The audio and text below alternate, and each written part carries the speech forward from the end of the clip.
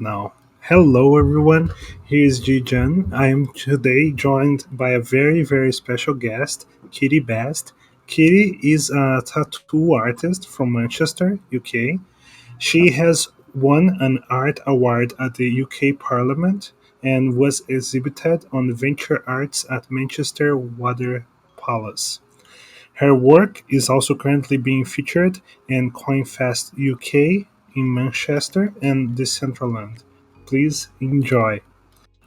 Uh, how you doing, Katie? I'm alright, thank you. I'm a bit stressed this week, but I'm here. I made it. Yeah, some weeks do be like that. So, you being a tattoo artist, Yeah, you have what would be kind of a unique background or transition, right, to crypto art. So, my first question to you would be how was exactly the transition to start doing crypto art and start doing digital art? yeah. So basically, I have always made art since I can remember. Since I was like 6 years old. It always starts with that, doesn't it? Mhm. Like, oh, when I was little, you know. But like, I've always made art. I was always asking to draw things. Sorry, is my screen going? Yeah. Sorry about that. But yeah, No worries. you No see, worries. see my cat probably for a bit. But yeah, It's perfect. yeah. So I've always made art. But like apparently my dad, he showed me not that long ago. I had this obsession with like painting scarecrows. Like he showed me like there was like 20 or 30 images of these, just the same image of this scarecrow with the sunshine, and so it obviously started from there. This like a habit. And then eventually I went to art school, art college, and I developed like a fine art practice because I really love fine art as well. Mhm. Um, and then I thought I need a way of making money, obviously.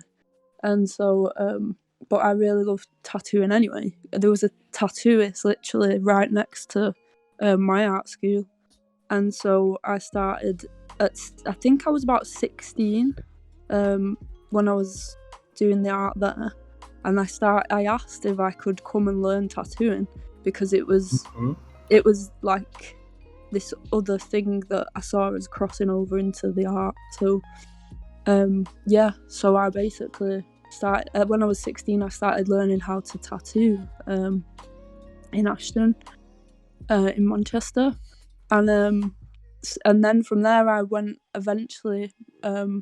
I went through college, and then eventually I went to university in Manchester School of Art School, and then I developed even more of a fine art practice. It's a bit of a mad thing. The fine art practice I have there is totally different to what I do in crypto digital art. But they definitely cross over with each other. They definitely feed each other, if you know what I mean.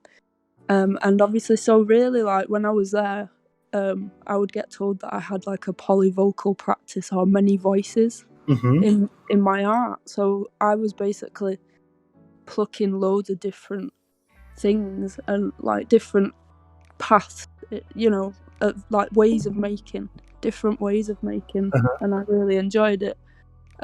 So digital art I just see as another voice for me to put myself through, And That's then with the crypto art, it was how I came into that was actually through two other crypto artists who was early on the scene. So yeah, it's thanks to them to keep for my rumor to come. And eventually, yeah, this is what's happened. It's all kind of things have merged together a little bit. So the tattooing, the crypto art, the digital art, and the uh-huh. fine art practice are kind of merging together a bit now. Oh wow. Yeah.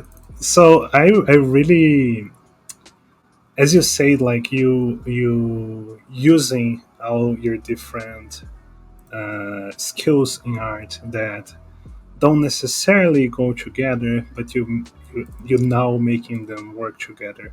So it's very nice to see like how the you including the tattoos in the work. It's so cool. Yeah. So I wonder, and this is one I always want to know because it varies so much from person to person. How much time do each piece usually take for you to make? Right. Yeah. This is something I think I've also wanted to almost like explain to people, because I feel like, I don't know, some people think that I put out art quite quickly, and then I know Hmm. there'll be people who think that I don't. And so, like, especially when you look at the way Beeple works, like every day. That's, Yes. yeah. So I don't know how that he's doing that. But Right? I I don't know know. if he's doing that. It feels almost not possible. Like, he's like, I don't know, it's not human. Like, Yeah, that's another level for sure. yeah, it's like, for me, it's just I need a lot of time on a piece, and I don't know if that's because like with fine art, it's like, if that's because of that, because in fine art you kind of plugging yourself in. Hmm. And I also do work across different pieces sometimes, and that can obviously take me longer when I'm start spreading myself across pieces. And so I'm doing one thing on one, then on another, then on another. It's like being like an octopus kind of thing. But yeah, I'd say they do take quite a bit. I'd say if I sat there non-stop and just did it, I'd say maybe like a few days. But it's like then I'd feel like that was rushed, and it wouldn't feel as though, like, it would have felt like rushed, because I have to like do a piece, not do a piece, but do stuff on a piece, and then I have to go away and come back, like Hmm. analyze almost, or is it working, that kind of thing. It's like I do a lot of doing something, go away, come back, to it. I feel like I have to do that. So it can probably take a week, maybe. It's hard to say, to be honest. I think, it's one of those. It's, I guess, when it feels like it's ready. You know.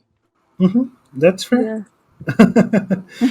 It's almost like if the time you're not actively working on the piece, you're still working on the piece because you have to like think through and look back again with new eyes and see if it's working. As I said, I think that's quite cool, interesting part of the process. Yeah. So on the new media's side, you made, I think, a couple of pieces on async art. Yeah. How do you like working with that? Yeah. I think it's really fun. Really fun, this idea. It's like, I don't know. It makes me look at my work as if then it's almost a bit like a toy. Like, so I can play with my work more, and it feels that way. Um, with like being able to change these layers and things. At first, I found it really overwhelming, and I thought it Mhm. was really complex and daunting. And I was like, "Oh, what have I gotten myself into?" when I applied. And it was because I remember all the things I had to basically learn, just to be able to do it, and it was so, I found it really confusing at first. Mhm. Um, but then eventually it just clicked up, like, everything just clicked, like the way, it was like the whole putting things into folders and things. I found it like with the labeling, but obviously they've got to be able to understand on their end as well. So Mhm. that's what makes it complex, I guess, and confusing, is they've got to have a way, have a setup, and you've got to understand it so they can understand how your piece is going to work. So getting past that, though, I think it's really fun to use a sync. and I'll definitely be making more on there. I already have like ideas for a next piece on a sink, but I loved the idea. I just thought with the tattoos, it made total sense to, well, you know, you can change these layers on a sink, and I thought it was a good idea because you excuse me and you yeah, it was a good idea because it made almost, sorry, I'm trying to explain it how it's appearing in my mind right now, but Don't yeah, worry. so yeah, Take your so time. tattoos obviously are like permanent on the Permanent. body. You just can't be removed unless you have loads of like laser surgery, and then it's still possibly going to be there, you know. Yeah, so then you think about the permanence of things like, you know, in crypto, the permanence, you know, with the blockchain, and the idea that you could change these tattoos on the body in the artwork is like, it's something really interesting going on there, I think. You know, that you could For almost sure. finally change a tattoo on a body in a way. I don't know, but it's permanent at the same time, but it's not. So it's a bit like a paradox thing in my mind. Wow. No, yeah. Now that you said it, it makes total sense. That's great. I was like, yeah, I think it's cool and all, and then you pointed out the dichotomy between it being permanent, but not at the same time, and how it ties to the real world thing. That's amazing. Yeah, no, it's really interesting because it just shows like a sink has got like all this potential. You know, it's like what can you do with it? What can you create with it? And it's all there, like for, you know, new experiments and new ways of making is all there. Yeah, because it's next level thing in the sense that you come to NFT and first you appreciate the fact that things are immutable, right? That the things are permanent and defined. But with a sync art, you still have those aspects, but you can also explore all the many possibilities of change. It's Mm, great. yeah. So you being a very successful artist in the space, I'm very curious. How do you approach the market? Are you like strategic about it, or you just do whatever you're feeling like doing? Like so never I'd say I never really gave it much thought in the beginning about how I do things. I just I just I don't know, it was almost like a natural thing, like just knowing that it's important to be involved, you know. Mhm. And I found Twitter really valuable, really, really valuable. I personally don't think that things wouldn't be as they are without Twitter. I really don't. I believe that. So because they call it crypto Twitter, don't they, as well? It's crazy how much Twitter's helped. I don't know. I'd say like I'm definitely with the marketing. I'll try and post as much as I can. Like so if something's coming up, I'll post something, or if it's come out, I'll post it, and I'll always try and. I'm a bit of I was going to say bugger then, but for using like the emojis and symbols, I can't help it. It's like I just love using all the little emojis and symbols on Twitter, Yeah, and relate. yeah, and it was weird because when I was on Twitter a lot, it kind of inspired this piece, um, in a way, because it was All like, right. Yeah. yeah. So with the feed me thing and the little bird, you can see the little bird here. This is supposed to Hmm. represent the Twitter bird. I did this ages ago on Rareable. I can't remember. It was a long time ago I did it. Yeah, so this was the Twitter bird and the feed me and it was this idea that, you know, when you're on Twitter all the time like that, it's like you see people almost like it's like they're craving more of that. But it's weird now because at the same time it's almost like, oh, it's getting too much, or like there's too much going on. So like there's a balance, but you can definitely crave what's going on Twitter as well in the crypto space, I found. But then obviously also it can relate to people in crypto and in crypto art, this idea of feed me, this hunger they've got. It's like everyone, it's almost, I remember my dad saying things like everybody sits around the TV like it's Jesus worshipping it, and and so it's like I just this image with the rats around the Ethereum symbol worshipping it. It's like, I'm not saying people are rats, that's awful, but I don't know. The thing is, I love rats, so I personally don't see them as beneath us. But yeah, sorry, this is supposed to be about how marketing, isn't it? No, but it makes sense. It makes sense. Yeah. But no, I'd just say Twitter, it's obviously really important for me. I think I've found Instagram, I try to do my stuff on there, but I don't feel it's as valuable as Twitter. So Twitter is, I think, the way to go with the crypto art. So the crypto art is about the craving, about the FOMO. I think that goes on straight to my next question because it relates to what you just said.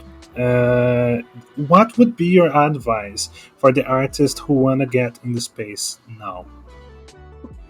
Sorry, what was that? What would be your advice for the artists who want to get in the space? Advice. So people who aren't actually, well, they're kind of trying or just getting started with it, that kind of thing. Yes. Yeah. I'd say personally Twitter. Twitter is just really important, I think, and just posting all your pieces, posting what you're doing with your pieces, and definitely getting involved with people on Twitter, because this seems to be where it's like almost like a little lobby. It's like, I don't know, at the club, when you're it's like when you just kind of stand in the lobby part having a chat because there's no music. I don't know, it feels like so Twitter's so important, and I just say post, and yeah, definitely just post and comment and get involved with other people on there, definitely. Yeah, Instagram's good as well. I don't know, I found them really good. I mean, I can't really say that I've done that much more than things like Twitter, really, and it's really served me well. So obviously I'm keeping up with trying to be consistent with making work, but it does take me a bit. So obviously, what else? I forgot. I was gonna say something and it's gone. No worries. So on that, the last thing you said, like about consistency or perhaps even about output, do you worry or do you take into consideration the feedback of your collectors in the sense that you change your art or the speed on which you release new pieces? So, sorry. Would you repeat that? Just No worries. sorry. What I asked you is if you take the collector's opinion on how often should you be releasing pieces. I'm not sure. I mean, I do find, like, with my collectors, I really do respect them, and I'll always, I want to make them happy, and obviously, like, but I'm not sure. I think with me, it's just I know my limit. I know my stress levels. I know my, of when I can get a piece finished, and I know what it takes now for those pieces to feel complete and ready to go out. So I'll just kind of, at the minute, I'm just kind of doing what I need to do to make sure that they're of quality, or like where they need to be, rather than, I think early on I was rushing myself, and I was really rushing myself. I think in the really early stages, I'm thinking that I needed to do that, I need to do this, or and I think probably the best thing I've done is actually step back, go at my own pace, and just put out when I feel like I'm ready, and it's ready, and it feels right. And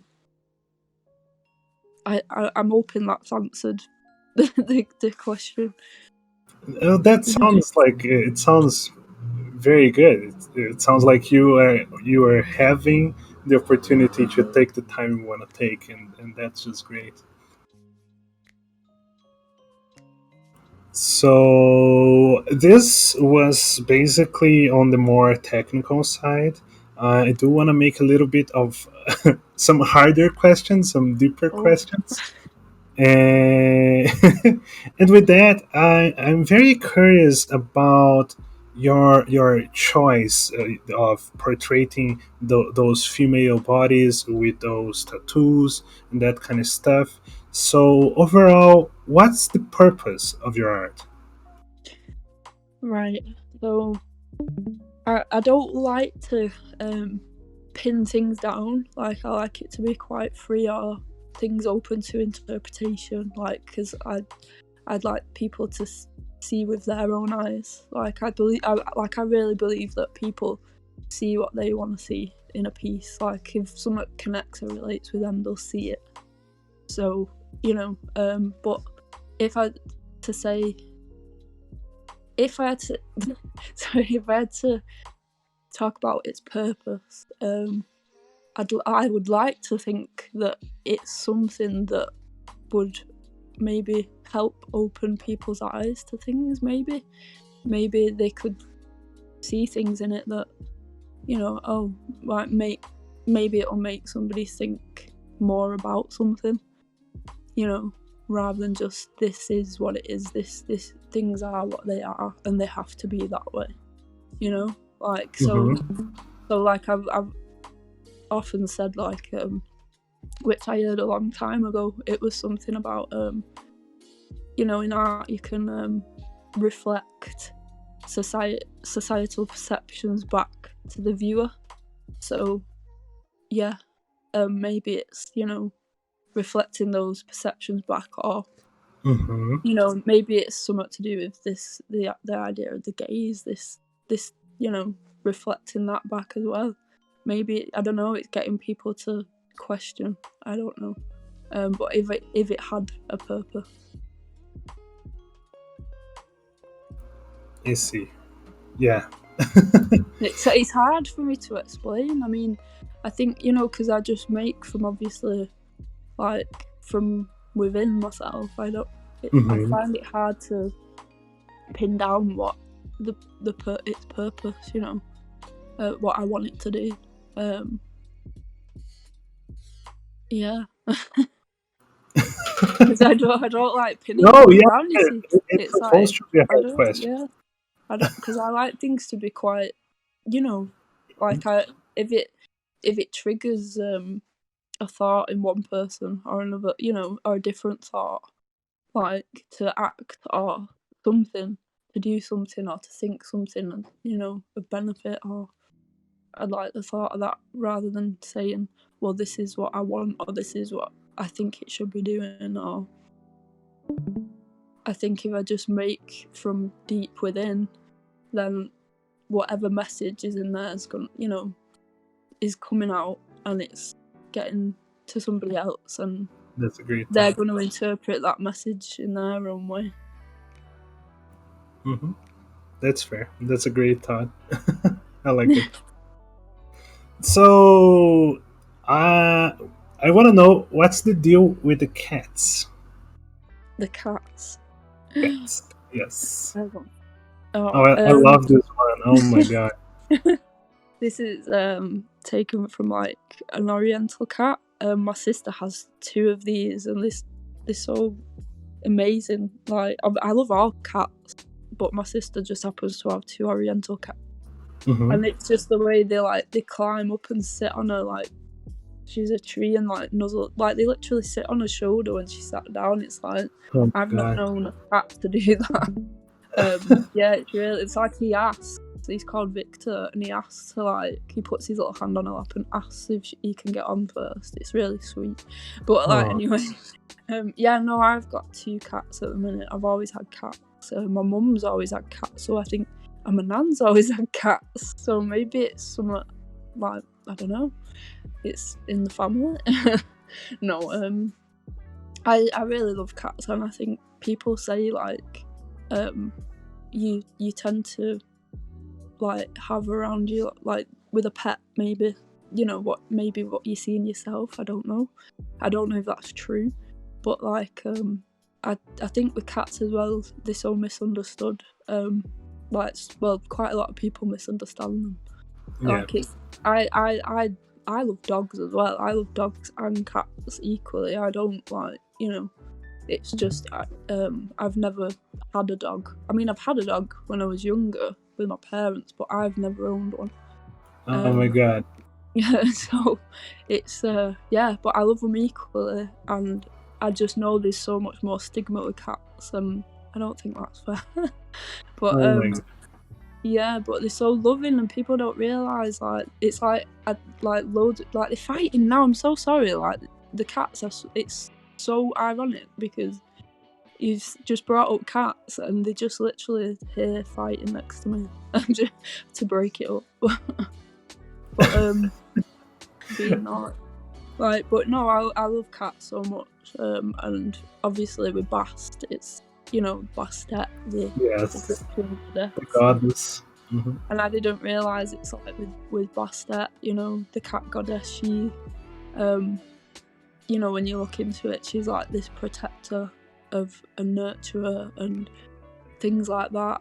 Or she's this sensual thing, and it's weird because like there's that idea that that's what women are like in society. They're these nurturers, aren't they? Going around helping. But yeah, I don't know. I could go on too long about cats. Really. No, it's funny. It's funny because I'm the old catty lead of the server because I have 5 cats, and I relate with everything that you just said. I love dogs as well. It's not because I have 5 cats that I love dogs less. It's just so happened that I have Yes. 5 cats, right? And I completely understand everything you said and the stigma and the thing of people thinking that they're not loving while they are like insanely loving. They are. It's like if you just, it's like I was saying, I've had loads of people when they've come to my house and they'll just, oh no, I don't like cats, this, but they're always, the funny thing is they're always a really like nice, genuine person who says it, and it's like, I don't understand like why you don't like them. It's like, yeah, I just don't get it. Anyway, but I don't know if it's something to do with when you've grown up with one and you've experienced that bond that you can have with a cat. It's like, it's more almost like it's for you, that bond is for you. As a, I don't like to say owner because, but it's like that bond is yours, and like maybe it's with dogs, it's shared more. That that the very you can see straight away how loving a dog is, and you Yes. share with everybody. But with cats, it's almost like it's all safe for you. It's weird. It's not being selfish or anything, but And it's like they save it all for you, and they greet you at the door just the same as a dog does when you It's get home. true. If you've got that It's bond, true. they're there. They just come right in and they want kisses, and it's crazy how loving they can really be. And it's like, I just say to people, you just honestly, if you think you don't like cats, it's not that you'd ever hurt a cat or that, things like that. It's even if you think, I don't really like cats that much, just I'd say try get a cat or a kitten or whatever, and then come back in 5 years time or 2, whatever, and then tell me you don't like cats, because I guarantee you'll absolutely love them. So Yes, I agree. I agree 100%. And I love the fact that they are so different. They have such different personalities from each other. they Uh, do. I feel like they I don't know. It's just great. I love them. They are beautiful.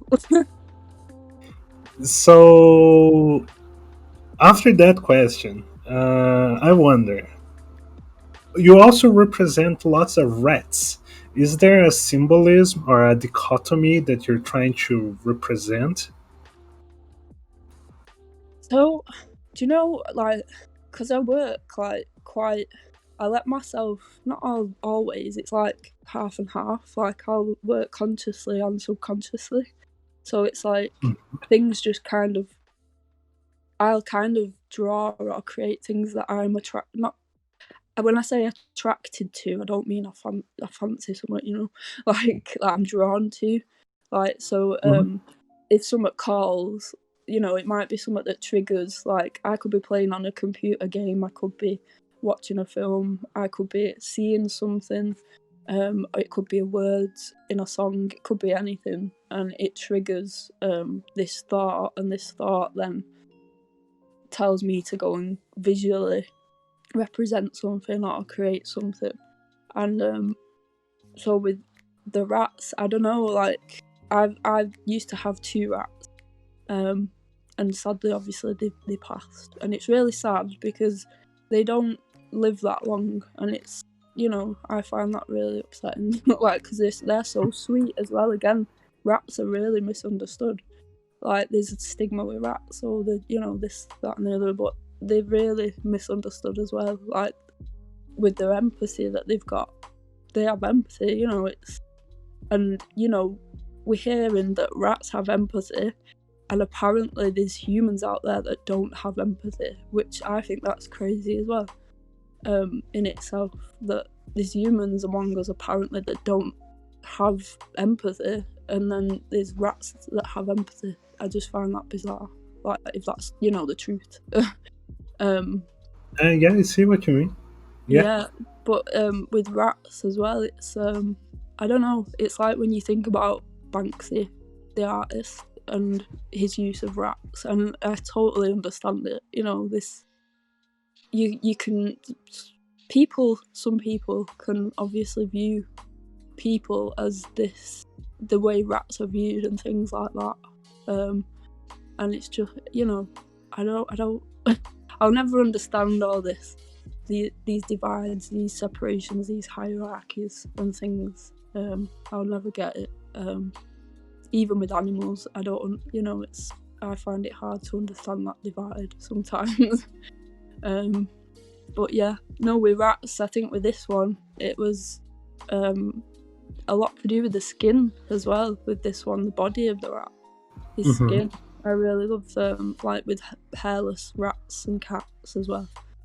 I think maybe that's more to do with like the human body as well. Is like you've got this hairless rat, and it looks a lot like human skin, so like our own body as well. And it's strange when you're faced with a hairless rat, a cat, or any other hairless animal that you see, and there's always this feeling that comes with it when you see it. And I think that's that feeling of seeing something. Maybe that's the other feeling, that you see, because it's not got its fur on, but it's it's probably because that's the uncanny feeling that you get, because you Yes. see this skin. Definitely. Yeah, that it's that feeling of that weirdness is the uncanny that, oh, it's like our skin, it's like ours. It's really strange. Oh my god, yeah.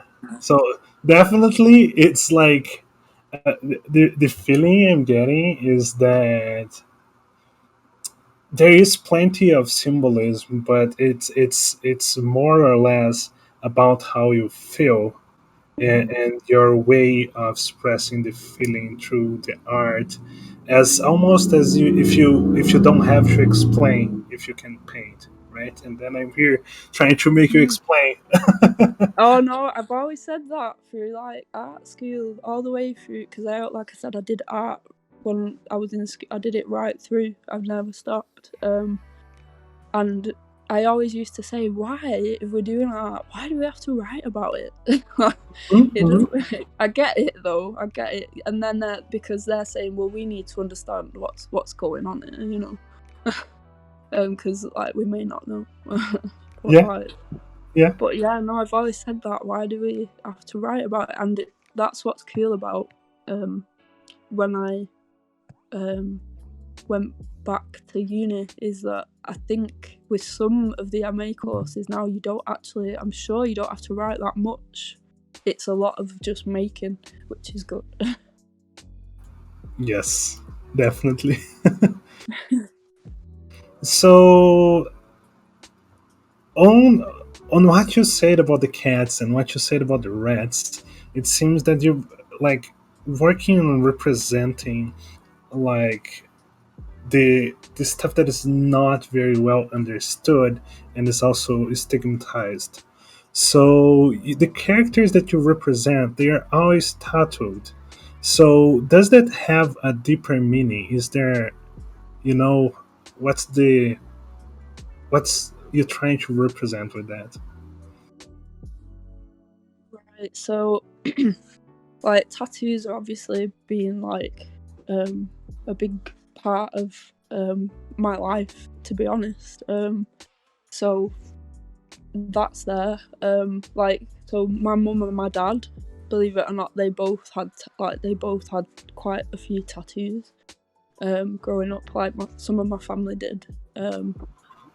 So like I grew up seeing. Oh, actually, my dad's girlfriend she was really heavily tattooed. So when I was young, painting my scarecrows, I was seeing this woman with all these pretty pictures all over her, and you know, but then my mum was always saying to me that it's not right, you know, that she's got that many, for example, even though she had some, which obviously my mum's, you know, there's only small ones that Uh-huh. you'd expect maybe on a woman, but I saw them. And but when there's a heavily tattooed woman, it's like I've experienced like firsthand, like people telling me. So like my mum was the first experience telling me that a woman should not have that many tattoos. A man, yeah, but not a woman. And it's like, so me growing up hearing I liked them, but me growing up hearing that I, you know, shouldn't have any, you know. Yes. Sorry, the cat's just run past. Sorry. No worries. But yeah, so I was always told I shouldn't have any, and I remember how hard it was for me to even get one as well. Like even when I was of age, it was, oh, don't do it, you know, don't put these images, no, don't do it. And Even when your mom had it, she was like against it. yeah, my mum, it's funny, it's really weird. Like my mum, she had a few, but then later she tried to get rid of hers, and it was weird because obviously when she was younger, I've seen images of her with them on, even on her hands she had them. And Hmm. so like, but then as she's got older, it's kind of, she's tried to quieten herself, which is strange. Like yeah, so because it seems a bit back to front, I don't know. I mean, because I've always, I'd say, been quiet, and then I've tried to and be a bit louder as I've gone on, but I don't know if that'll change. But yeah, but with the tattoos, yeah, so she doesn't, like, I think she's accepted it all now for sure, definitely. She's like, oh, I can't stop here. Do you know what I mean? I can't stop anyone. and it's like Yeah. so. But yeah, I've got quite a few tattoos, but I don't have as many as I would like. You know, I'm not like got absolutely loads. You know what I mean? But I've got quite a few. It's weird because when you're tattooing, when I was tattooing, it's like you're around it so much. It's almost like because you're doing tattoos every day, you kind of don't. It's like I didn't find the time to think about my own body, my own tattoos. Hmm. Yeah, but the tattoos, yeah, they've always been a part of my life. Like I'd say, like there's loads of people in my family that have them, and I do see the connection with the identity and tattoos, and I find it really interesting how I don't know, it's strange how this some people with tattoos, this is just my view of it. It's not something that is a fact or anything like that. It's just I seem to have this view that there's people who you see like quite often, like now, like it's being seen more, is what I think. Is you see a lot of people, like rappers for example, getting like tattoos all over the face and things, Yes. and I think, and I can't help but think, and I don't know if I could be really really wrong, but like I can't help but think that these people are lost, or like their identity's lost or something. I don't know. It feels like something's missing, or but it's a lot to do with identity and that kind of thing. But like when it comes back to a woman, like in these images, it's almost like it means probably something else. Like so, it's like building a representation of a woman, or things like used on the body. So like these tattoos on the body, I find it a bit hard to explain. So 1 second. But yeah, I write things down sometimes because there's so many things that I think about with all these things that I could go off on different paths about them. So like I don't know, like I just with the body as well, I saw this. It was like an opportunity in a way to this. It's like a canvas. It's like a body, and Yes. so you can put these tattoos on that body, but it's like a canvas, and a tattoo is like storytelling, to create a story. So the tattoo body is like communicating. It's a communicative body. It's not just an identity, but it's someone's culture, or it's their environment, or what they're living. It's about their identity and the story they're telling. But yeah, there's just loads of crossover between the body, self-identity, and society as well, and there's the psychological perspective of them. So like you've got self-empowerment, identifying with a group, memory, so loss again, identity. So you've got memory and loss, and messages to self, and transformation of pain to beauty and things like that. I find really interesting. Oh my god. I'm so glad I asked this because your answer was amazing and it was so unexpected because coming from you and seeing your work, I would never have expected that you don't have as many as you want. You still struggle on deciding and that you evaluate this many aspects. It's just like so many facets. It's amazing. Thank you. Because like I don't have any tattoos. I don't want to have any tattoos currently Yeah. because I always struggle with the sense of permanence that Yeah. they are immutable, right? And it's very hard for me to decide. Honestly, if I were to get one, it would take years for me to choose. Yeah. so it's cool to see how like people are capable because it shows just by by doing it, they show how much different they are, and by choosing one over another, by the symbolism, it's just very telling. Yeah, it's yeah, you can definitely say like I don't know. Well, I think people getting tattoos maybe they've got to probably be a little bit more impulsive, sure, for sure. Because like So you're saying, it's like nowadays I obviously want more tattoos, but I think more now about like than when I was younger. I think a lot more about I want to be careful now about what I put on my body. But when I mhm, was younger, not so much. yeah. So I wanna have a little bit of time for audience questions. So I will go to our last one now. Is where do you see yourself in 5 years? Yourself in your work, you know? Yeah. So I hope in 5 years I'm still here, doing the crypto art or whatever, and I kind of really hope that I'm still in the same kind of place as I am now, because it's obviously things are going really well, and obviously it'd be nice to expand in like things like friends and getting to know people Hmm. in this space as well, because like I I'd say the reason for that is because I feel like with crypto art and the community, they don't actually, none of them realise, the collectors, the people, the artists, just anyone really there, don't realise how much they've actually helped me. Like, I had a really, really hard time, like, before I got into crypto art.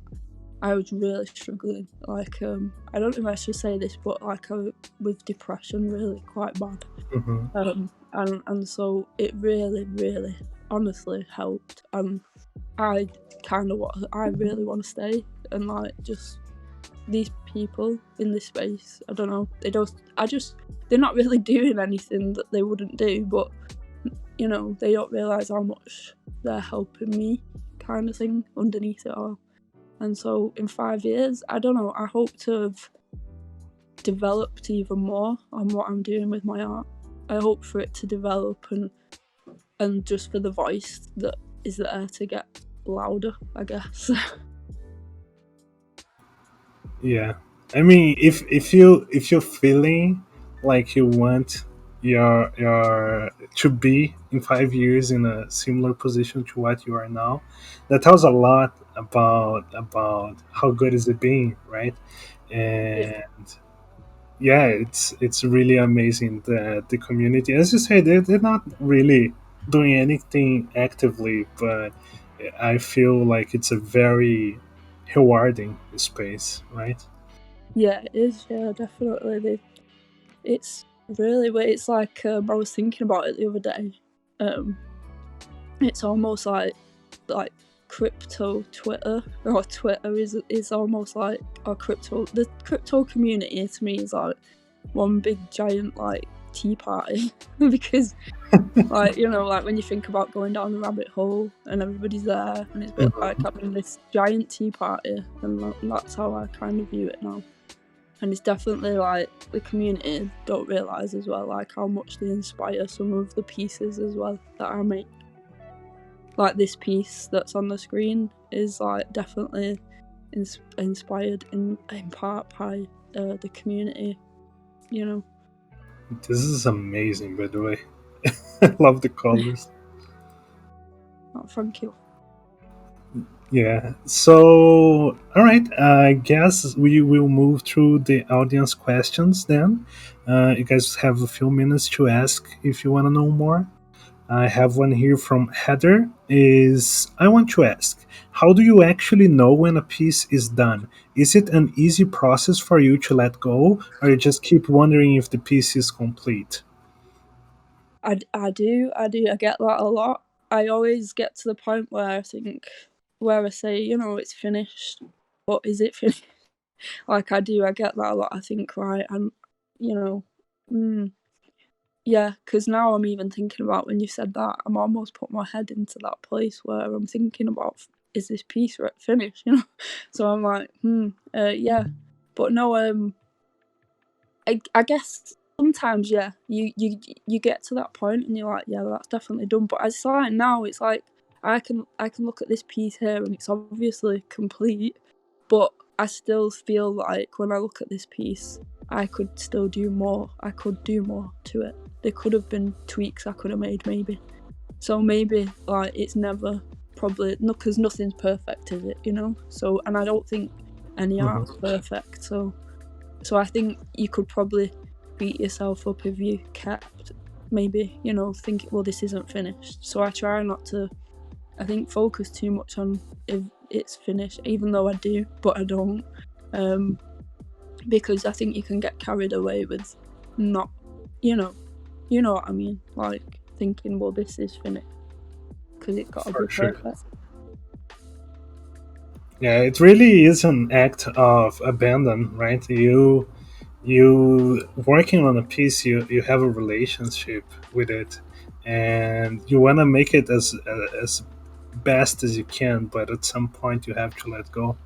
So I think this feeling is unavoidable, really. Yeah, it is hard. I will say it is hard when you say you've put your 10 editions out or whatever, and like with this piece, when it come up to the last one and letting it go, it is hard knowing that, well, it's gone now. Do you know what I mean? It is like when you sell your piece as well, even though it's going to, I couldn't be more happy where it's going. You know what I mean? It's going to I want people to have it, obviously, but it's like at the same time that it's gone, but it's not gone. It's weird because it's on my device. It's there. It's there, and like you can't look back. You can't redo. You can't add anything after it's done. Yeah. All right. So let's asked, how was to do your first NFT plus physical piece? Do you have plans to do more of it? Oh, this one. So this was a physical and a digital one. Oh, okay. So do I plan to do more of this type? Well, I did, and I do. I probably will do like some physical pieces again. I did plan on a sculptural physical piece. What I spoke about at the Whip event. I did want to create a sculptural piece which feeds into, crosses over with the art. To sell as an NFT. And I will do it again, but I'll say this piece, nobody will ever understand the stress this piece caused me. Like, honestly, like this piece was on like quite a big canvas board. It was quite big. It cost a lot to ship. But obviously that I'm willing to do that.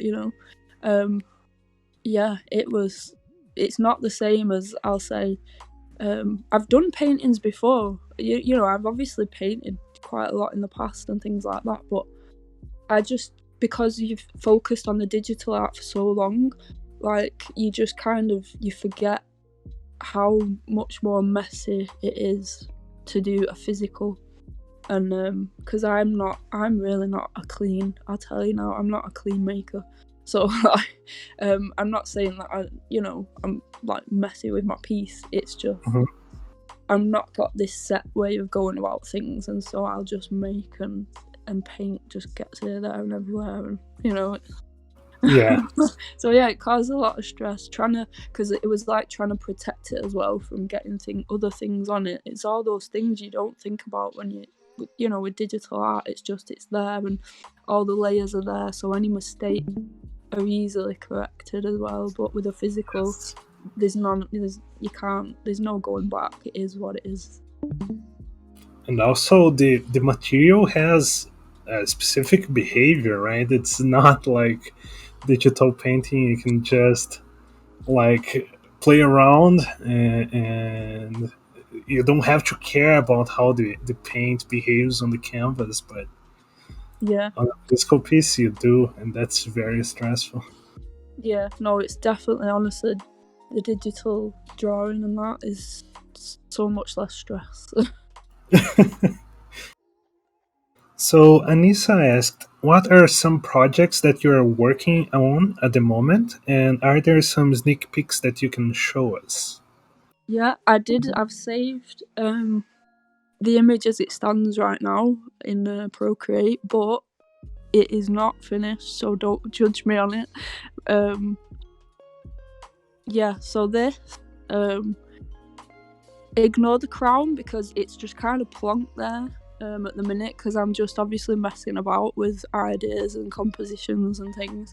But this is a really early rough bones sketching of, and some people might be able to tell what this is of, Yes. which is the point.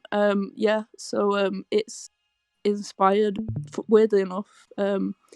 Now forgive me if I say the name wrong because I'm really bad at pronouncing names. But the collector Gabouche actually inspired it. Really, I've got to give credit to Gabouche because they were the one who announced on Twitter that, oh, the Queen's Gambit is so good on Netflix, and I saw it a few times and I was like, I need Yes. to watch that. I need to watch it. This was a while ago, and I eventually I started watching it and I really love it. And it's just obviously this idea of this this girl and what she's going through and what, all these, it's just all these things. It's just it's mad, and it's, I don't know, I really like it basically, and I'm glad that that was said because it encouraged me more to watch it.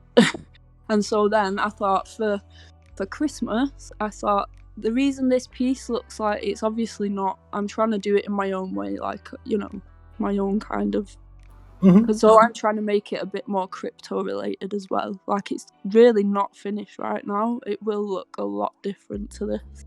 But I'm trying to like bring crypto elements into it, so like maybe Bitcoin, Ethereum, like you can see the chessboard in the background.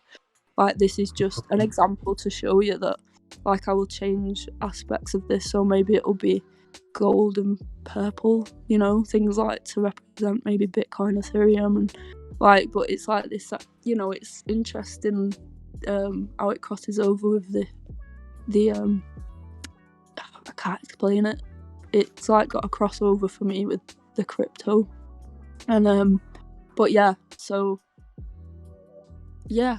So this is really rough bones, just sketching ideas, really, it's just ideas right now, that, but I thought I'd save an image just to show you of a piece. So for Christmas, Christmas, the idea was that I was gonna basically give back this Christmas, and like I wanted to do this piece. The reason it's like it, kind of what it is not because really I'm not going to be making money off it. I was planning on giving it away, like a certain amount of editions. I'm planning to give this piece away, so I won't be making money off it, which is why I've done this. It's like an inspired piece by that.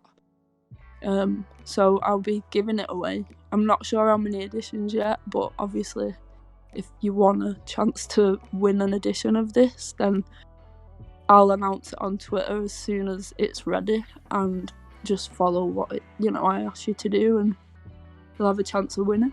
So there might be about 20 editions that I give away. I'm not sure yet, so you'll have a chance to get one of these. Yeah, I'm sure I'm gonna try. This is great. Everyone is in love with this show, so it's very relevant right now. I'm so glad. Yeah, That I'm not it dumb. really is. It really is an important thing, I think. Well, so thank you very much for the sneak peek. That's very insightful. Yeah, I hope it doesn't seem like I'm just copying, It's just like I won't be making money off it, and I thought I'd do a piece that, made one of my collectors likes, and so give back at Christmas, that kind of thing, No, not at all. It's very, very, very cool. So, since we don't have any more questions, I think now would be a good moment to end. Yep. Thank you so very much for your thoughts. It was really, really nice getting to know you. I think people had the a very good opportunity to know what goes on your process, and yeah, just I loved it. Oh, Thank you very thank much. you very much. Thank you for everyone for actually coming and listening to me as well. And Nice. I've really enjoyed it as well. Even though I've been stressed, I've really enjoyed it. I hope you can find peace soon. Then, Thank you. all right.